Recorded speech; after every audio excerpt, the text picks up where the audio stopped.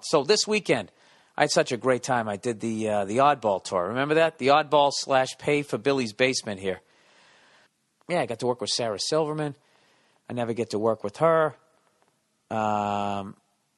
Chris D'Elia, I never get to work with him. It was just fucking awesome. And, you know, I had to fucking go on up to Jim Jeffries every night, which is, Jesus Christ. Fucking guy's one of the best storytellers I've ever heard. And then I'm thinking, all right, I'm going to get a night off because there's a buffer between fucking him and me. And then fucking Amy Schumer goes out and absolutely destroys. But it was a great time. The crowds were so well behaved. It was fucking awesome. And then the end of the night, I got to hang out with all these comics. It's one of the reasons why I like doing comedy festivals, because you get to hang with the other comics and stuff. Chris Hardwick, another guy I worked with. I'm trying to remember to say everybody. Oh, and what's his face?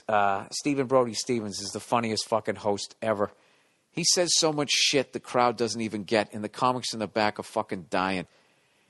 He said, what the fuck did he say? He was going, I'm going to do a bad impression of him. He's going, ladies and gentlemen, the level of comedian you are going to see tonight.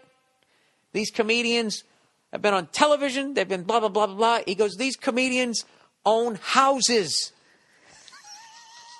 I know I fucking butchered it, but the crowd doesn't even get it because they're sitting in the crowd's like, well, we own houses. They don't understand that most comics, it sucks if you stick with, you don't end up with a house.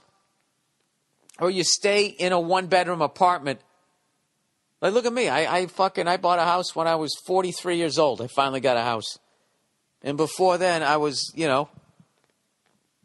a one-bedroom apartment. You're just terminally in this one-bedroom apartment waiting for this big break. So it was a really inside fucking joke, and I butchered it. Whatever. We got a great picture that I don't know who the fuck took it. I can't even remember. I was drinking so much this weekend. But Stephen Brody Stevens used to play like AAA baseball or something, or college-level baseball. And you know that warm-up thing that they do? When they walk across the field and they're kicking their foot up into the air and they're trying to touch their hands that's above his head. He brought up Chris D'Elia, and when he was walking off stage, he was doing that. And I never addressed it, never looked at the crowd. And somebody took a picture. It's one of the coolest fucking pictures I've seen. I'll retweet it on the MM Podcast, at the MM Podcast Twitter thing. But whatever, man. It was a great time. And, I don't like where my fucking act is. Currently, and evidently a few people in the crowd didn't either.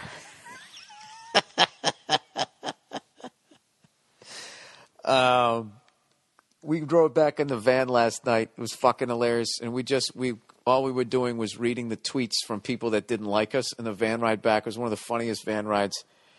I had somebody write, Bill Burr is killing ... my buzz. And then said, please get off the stage, #boo. I had another guy write, he tried to claim that I told the crowd to go out and murder people. And I laughed so hard when I read that. It's just like, what is so funny about doing stand-up or just public speaking in general, is the second you get done saying it, it's not yours anymore. It goes into people's heads. I know I've said this before, but however they hear it is how they hear it. And then they write back to you with supreme confidence that they totally understood your intentions. This guy said that I was on stage and I told the crowd to go out and go murder people. I didn't say that. That completely wasn't my point. But I've tried to anyways, learn to not give a shit and just be like, all right, well, that just has to do with maybe somebody yelled right as I said that sentence and he didn't hear it, or maybe it's his childhood. I don't know what. But he wrote because I was retweeting people who said nice things like, hey, you really made me laugh. I retweeted that. And he wrote to me like, hey, Bill, retweet this. Maybe hands on the hips, with the fists standing there like Superman, like so fucking confident. I actually had to think for half a second to be like, what fucking joke did I tell that he thought that that's what I was saying? I was like, oh, I know what joke it is. Yeah, it's like, dude, I wanted to write back to him like, or you could, pay a little closer attention to the meaning of the joke. But Maybe he was paying attention. That's just how he heard it. But you know what? That's not my fault. It's not my fault that that's what you heard. I find that a little bizarre that that's what you thought. I hope that whoever wrote that isn't one of those list people. You know, those people that are just kind of like they got their little list. Like, okay, these are good words. These are bad words. You know, or not even like bad. Just like there's one context. Like if you say this word, that means you're a homophobe. If you say this word, that means you're sexist.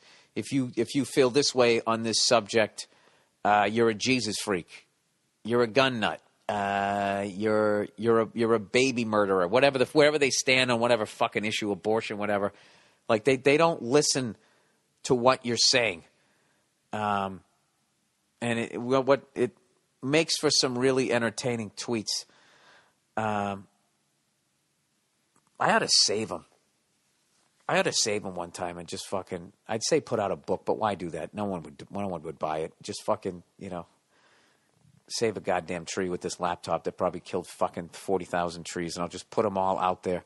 I got somewhere in one of my hard drives, I have a bunch of hate mail. I just kept saving them because they were fucking hilarious. And I was also trying to learn to see the humor in them. Because back in the day, I would actually write the people back, and then what you learn after a while is it's like, you actually kind of wait, like, validated.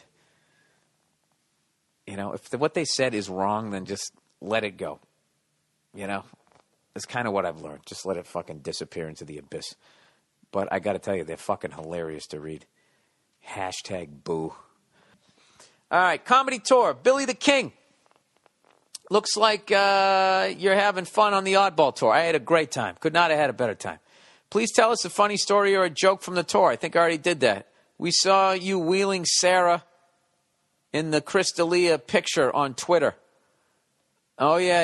I'll retweet that one on the MM podcast, too. I don't even know how that happened. She was just sick of walking through that giant airport. So she was trying to, she was making us laugh. She was trying to almost, treat it like how you'd lay down on a skateboard. She had this giant bag that she was check bag. So she started going on it, and she was slowing down. I just sort of grabbed it and started walking with it. And she was like, this is the fucking greatest way to go through an airport. She loved it. And then Crystalia took a picture of us. And even though we were having a lot of fun, what's funny about the picture, we were laughing, was it looks like we're a couple that just got arraigned for something shady.